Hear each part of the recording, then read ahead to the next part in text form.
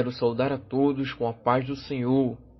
Convido o ouvinte a pegar o seu café, sentar-se um pouco e embarcar conosco em mais uma leitura diária que nos está proposta.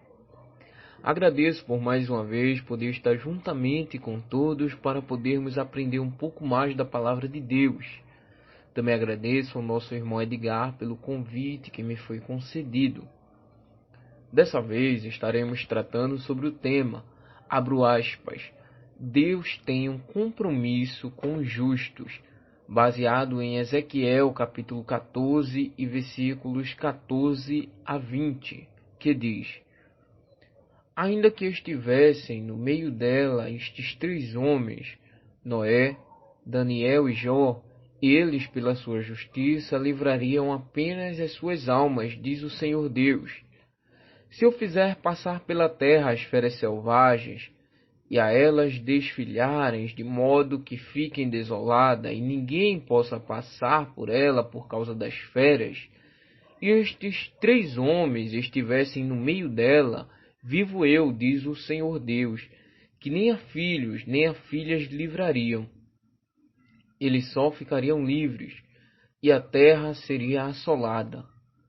Ou se eu trouxer a espada sobre aquela terra, e disser, espada, passa pela terra, e eu cortar dela os homens e animais, ainda que aqueles três homens estivessem nela, vivo eu, diz o Senhor, que nem filhos nem filhas livrariam, mas somente eles ficariam livres. Ou se eu enviar peste sobre aquela terra, e derramar o meu furor sobre ela, com sangue para cortar dela os animais, ainda que Noé, Daniel e Jó estivessem no meio dela, vivo eu, diz o Senhor Deus, que nem um filho nem uma filha eles livrariam, mas somente eles livrariam as próprias almas pela sua justiça. Ezequiel capítulo 14, versículos 14 a 20. O texto acima citado são palavras de Ezequiel, fazendo referência aos três homens que o considera justos e que poderiam ser salvos diante de qualquer situação adversa. Interessante é que ele cita Noé, Daniel e Jó. Esses três homens foram e continuam sendo exemplo para todas as gerações. Quando lembramos de Noé, por exemplo, é interessante ressaltarmos que ele viveu em uma geração totalmente corrompida pelo pecado, a qual estava cega espiritualmente falando. Pois bem, a Bíblia cita algumas características daquele tempo. Em primeiro lugar, havia homicídios. Gênesis capítulo 4, vemos dois homens que eles são homicidas. Vemos o exemplo de Caim, quando ele mata o seu irmão Abel, e vemos o exemplo de Lameque, quando a Bíblia diz que ele mata dois homens. Também vemos o exemplo de poligamia, que é quando o homem possui mais de uma mulher. Esse mesmo homem, chamado Lameque, a Bíblia diz que ele tinha duas esposas, e os seus nomes eram Ada e Zilá. Também havia naquele tempo homens violentos. Vemos isso em Gênesis capítulo 6.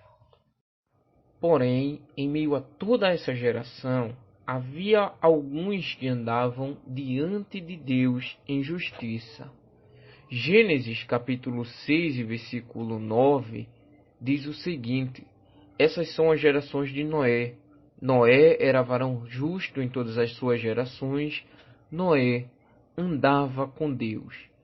O que acho interessante é que Noé não deixa se levar pela sua geração. Ele quer apenas fazer a diferença, mesmo em meio a todo aquele povo. Deus manifesta dos céus o compromisso que ele tem com Noé a partir do momento em que ele manda construir uma arca para ele e aqueles que estavam em sua casa. Gênesis capítulo 6 e versículo 13. Aqui fica um detalhe muito interessante. Deus não manda que Noé construa uma casa, ou melhor, uma arca, para ele e toda a sua família. Eu fico pensativo no sentido de que Noé tinha avós, pais, tia, tio. Porém Deus deixa bem claro no capítulo 6 e versículo 18. Mas contigo estabelecerei o meu pacto, e entrarás na arca tu e os teus filhos, e a tua mulher, e as mulheres dos teus filhos contigo. Pedro diz que se salvaram 8 pessoas. Ou seja, apesar de Deus gostar de Noé, e dele ter achado graça aos seus olhos, somente aqueles que foram justos puderam entrar na arca. Com Daniel, fazemos-nos a seguinte pergunta: quem sou eu quando o mundo não me vê? Quando eu estou distante do templo? Quando eu estou longe dos amigos? Há pessoas que não conseguem ser crentes durante um período de lockdown, quando estão distante da igreja. Há pessoas que não conseguem ser crentes quando estão na faculdade, ou quando estão no trabalho, ou em qualquer outro lugar que não seja a igreja.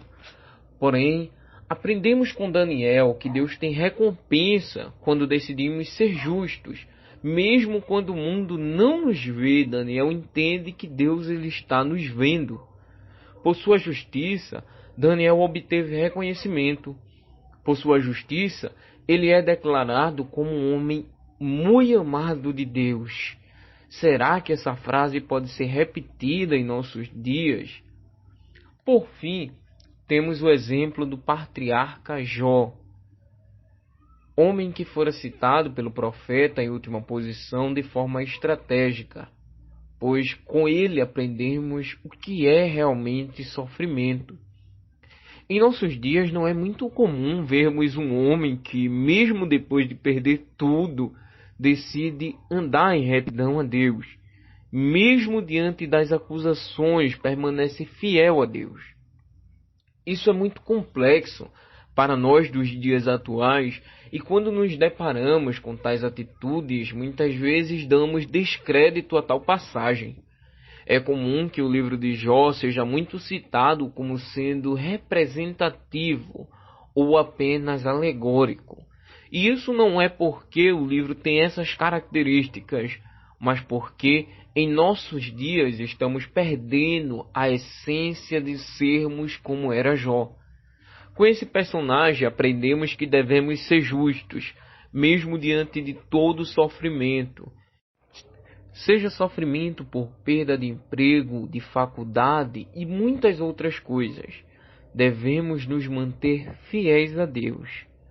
Por ser um homem justo, Jó sofreu todo tipo de perseguição, inclusive dos seus mais próximos, mas em momento algum abandonou essa justiça devido a tudo. Deus o recompensou, não porque sentiu pena dele, não porque Deus queria provar algo para alguém, mas porque Deus tem compromisso com os justos, e que Deus nos abençoe.